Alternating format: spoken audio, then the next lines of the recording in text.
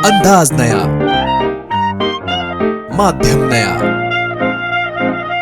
Politics वाला, आओ राजनीति करें। नमस्कार, पॉलिटिक्स वाला पीएम टाइम में एक बार फिर आपका स्वागत है।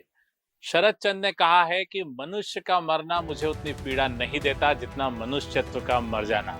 बिल्कुल यही हो रहा है इन दिनों धर्म के पंडालों में, जहां मनुष्यता मर चुकी है। लोगों की मौत को गिना भी नहीं जा रहा है, उनको गिनती से बाहर किया जा रहा है। कुछ लोग तो कह रहे हैं कि धार्मिक आयोजनों में मौत आना मोक्ष के समान है। अब ऐसे मोक्ष का कोई क्या करे, पर क्या मोक्ष में मौत होने को दबाया और छिपाया जाना चाहिए? हम बिल्कुल महाकुंभ की बात नहीं कर रहे, वो बात बेहद पुरानी हो गई है। राजधानी भोपाल से कुछ किलोमीटर दूर पंडित प्रदीप मिश्रा की कथा चल रही है और किसी मीडिया में अब तक ये जानकारी नहीं आई है या किसी ने इस तरह की खबर देने की कोशिश भी नहीं की, क्योंकि मामला धर्म का है, सनातन का है और पंडित प्रदीप मिश्रा का है। शिव पुराण वाले पंडित प्रदीप मिश्रा।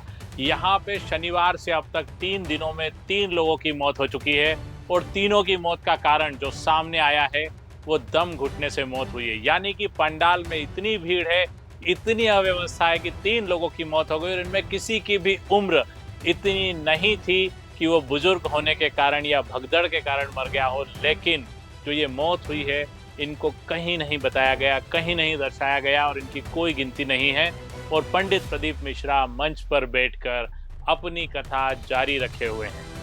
एक पंडाल जिसमें कि विलासिता से लगदक है, जो पंडाल जो राजनीति के बोझ तले दबा हुआ है और जो सत्ता के इशारे पर सत्संग की दिशा तय करता है, ऐसे दुख रंजन बाबाओं के बारे में क्या कहा जाएगा? उनके पंडाल में क्या उम्मीद की जाएगी? और कि 3 लोगों की मौत होने के बाद भी किसी तरह की कोई जानकारी विट्ठल सेवा समिति, यानी जो एक कथा का आयोजन करती है सीहोर के कुबरेश्वर धाम में, उसमें किसी को देना जरूरी नहीं समझा। मीडिया की तो बात ही छोड़ दीजिए, किसी मीडिया में ये खबर नहीं आई। शनिवार को एक मौत हुई, रविवार को एक युवक की मौत हुई और सोमवार को आज एक महिला की मौत हुई जो गुजरात से आई, लेकिन इनका कहीं कोई जिक्र नहीं है। आखिर कब तक पंडालों में धर्म और आस्था के तले लोगों की जान जाती रहेगी और हम ऐसे ही देखते रहेंगे? अब इसको और समझते हैं कि प्रशासन ने क्या व्यवस्था की है, पंडित प्रदीप मिश्रा की व्यवस्थाएं क्या है और कितनी चाक चौबंद है। दावा कर रही है विट्ठल सेवा समिति ऑफिशियल तौर पे, यानी आधिकारिक तौर पर यह दावा कर रही है कि करीब 10 लाख लोग रोज पंडित प्रदीप मिश्रा के महाशिवरात्रि सत्संग अभियान में शामिल हो रहे हैं। क्या पंडित मिश्रा की जो कुबरेश्वर धाम का पंडाल है वो 10 लाख लोगों की क्षमता रखता है? क्या 10 लाख लोग उसमें समा सकते हैं? क्या प्रशासन इस दावे को सही साबित करेगा? क्या प्रशासन ने इतनी व्यवस्थाएं की है कि 10 लाख लोग इस पंडाल में आ जाएं? तो यानी ये तय है कि 10 लाख लोग इस पंडाल में हैं, ऐसा दावा समिति का है जो बड़ा चढ़ा के दावा करती है। लेकिन 10 लाख नहीं भी तो भी लोगों की दम घुटने से जान जाना एक बेहद मानवता के लिए शर्मसार करने वाली बात है और इन मौत का किसी भी रूप में सामने आना और भी शर्मसार करता है। ये पहला मामला नहीं है। 2023 में पंडित प्रदीप मिश्रा के रुद्राक्ष बांटने के अभियान में भगदड़ मची थी और यहाँ पर उस वक्त भी 3 लोगों की मौत हुई थी।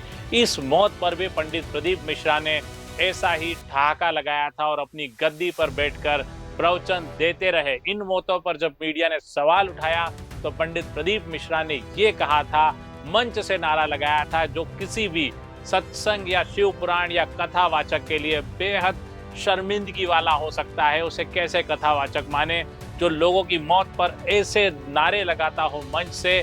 जब पंडित प्रदीप मिश्रा से इन मौत के बारे में कहा गया था 2023 के महाशिवरात्रि महोत्सव में, पंडित प्रदीप मिश्रा ने मंच से कहा था, आग लगे बस्ती में हम सब मस्ती में। उनके समर्थकों ने इधर से नारा लगाया, हम सब मस्ती में। हमें कोई मतलब नहीं बात का क्या हो रहा है। आग लगे बस्ती में अपन रहे हो मस्ती में। ऐसे मस्ती वाले दुख रंजन बाबाओं के बारे में क्या कहा जाए? और राजधानी से कुछ किलोमीटर दूर ये कथा चल रही है, इसे सरकार का समर्थन है। ऐसी कथाओं में लोगों की दम घुटने भगदड़ से मौत हो रही है, लेकिन प्रशासन किसी तरह की कोई व्यवस्था नहीं कर रहा है। इस बार जरूर रुद्राक्ष नहीं बांटे जा रहे हैं, लेकिन भीड़ उतनी ही बरकरार है और इस भीड़ पर कोई मैनेजमेंट नहीं। निश्चित तौर पर लोगों की आस्था भी अपनी जगह है और वो यहाँ पर आना चाहते हैं, लेकिन उनकी व्यवस्थाएं कौन देखेगा?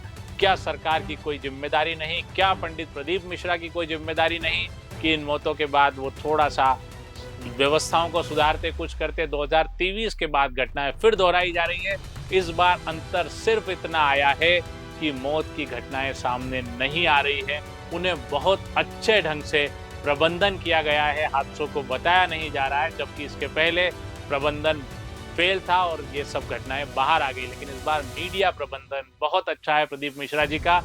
कथा जारी है, ऐसे ही सत्संग होते रहेंगे, पर हम आपको सच्चाई से रूबरू कराते रहेंगे। आज के लिए इतना ही, अगली बार फिर ऐसे ही किसी विषय के साथ आपसे रूबरू होंगे।